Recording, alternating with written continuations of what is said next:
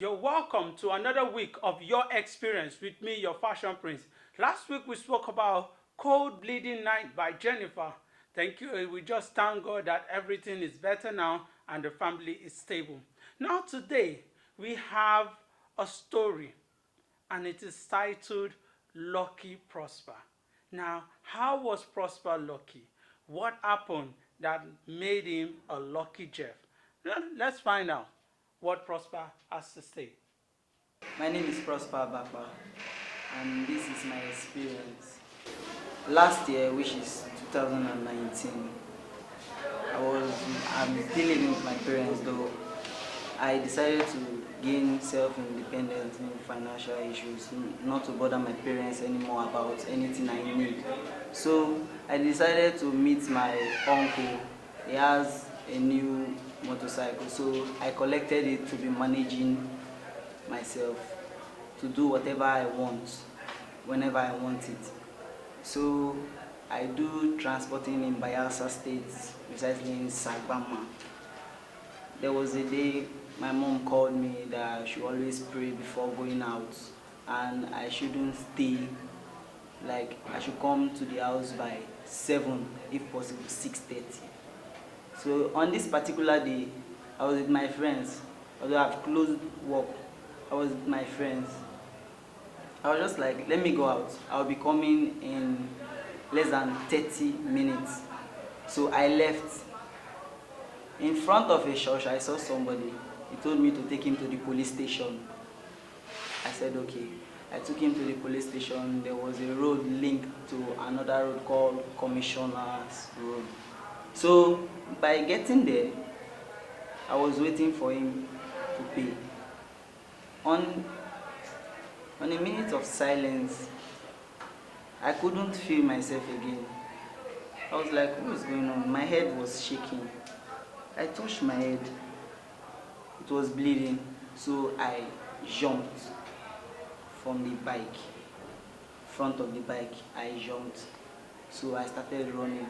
I was shouting for people to come out because the area was a police, where police are staying, and there is a station at the corner of the place. So I didn't expect anything, any such thing to happen in that kind of area where there are policemen to secure people that are living in the community. So after I started running, this particular person I carried, he started my motorcycle. He was about to leave with it. There is this thing I always do with my friends. Whenever they are in my motorcycle, I use my remote to off it. It's normal for me. I use my remote to play. I don't put key. So when the incident happened, he wanted to leave. So I used the same remote. I was running. I remember that my key and my remote was in my pocket. So I shook my hand inside my pocket. I off the bike and I on the alarm for the bike. So the alarm was ringing and ringing. At that point in time, I heard a noise. I was thinking the same thing that used to hit my head, they used that same thing to hit front of the motorcycle, so the alarm would stop, but the alarm didn't stop. I was like, let's say some distance from where the incident happened. All those while I was running, I was still bleeding on my head. I still have scar on my head right now. So before people could come out to come and know what is going on, this guy has left. In coming back, I was still bleeding with people with machete and some other equipment. They ran towards me. They were like, what's happening? I told them that somebody I carried hit me with something. So we walked towards where the incident happened. We got to the place, the bike was off, the bike was still there, but they could not find any trace of this person. So they told me that I'm a lucky person, that I should take my bike home. I entered my bike with the same head that is still bleeding. Like my jacket that I was wearing was soaked with lots of blood. I didn't know how I managed to carry this motorcycle, and the place is far, very far from my house. So I ride back to inside the town. I didn't know how I met my uncle. My uncle, he was a man who also, he has this agile style of life. So he was this angry who would do this kind of thing in this kind of small community. I I could not talk to anyone. They took me to the chemist, they barbed my hair, they were stitching it, and I was feeling everything. I was feeling the pain. They were like asking me questions. So the person in charge of stitching my hair, it was like, you guys should not stress him.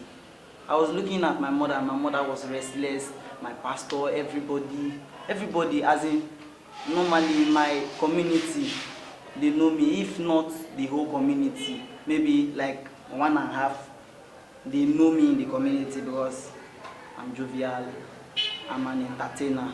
So the place was so full that to come out of the chemist was a problem. They called the community chairman, they called people holding places in the community. They were like, they should bring out a squad that should look for this person, should look for this person. And I have this church brother that is singing. He said on his way coming back from Tororua, he saw somebody running, like the person was running. As he saw the person, he flashed his lights. His light was dim in the diner that he was driving. So he put the lights to the full rim, and he saw this person was in a haste. So when he get there, he hasn't heard what is going on before. When they told him, he now said maybe it was the person, who knows, because I didn't even see the face of the person.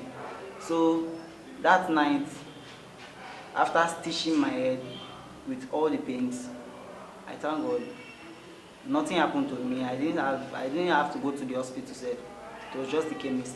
They stitched my head. I got to the house. They were just talking. Everybody was talking, but to me, I was not in my right senses to believe that somebody will hit me on my head or to cut me with something. I'll still be awake to see people or to be talking to my parents, asking me questions, and I'll be answering them. So we got to the house. They gave me milk and malt. I couldn't even drink. They said I should sit down for like 6 hours so blood will not come out from my head, so it will not affect my brain. So that was how I sat down for some time, but to me, it wasn't necessary. I went to the bed, I slept till the next morning. Next morning I got up, it was like nothing happened. Although I thank God for saving my life. And people came visiting, I just put on my cap, I went outside. Then I went to the hospital. They said there's nothing wrong with me, they just have to clean the head and change the stitches that they used, that the ones they used were too big. So they had to use smaller ones, that is for another stitching again. But my mother was afraid and she was like, is there no other means or alternative? So the doctor decided to just clean the head, not to stitch it again, and just to be shaking it every two days. So that was how I experienced the first machete. Let me use the word machete. They cut me on my head. It was quite an experience. Okay, once again, my name is Prosper Abakpa. You are watching my experience live from Fashion Prints. Whoa, welcome back. Thank God.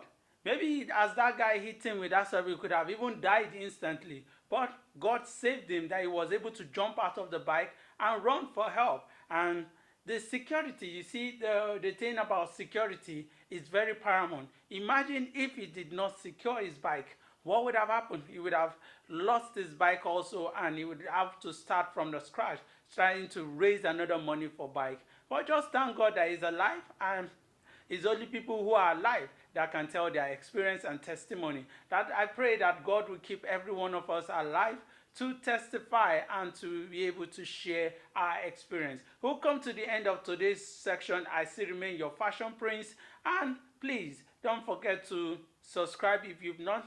Place your comment and also like. And also BC this video. Thank you so much, because we need your help.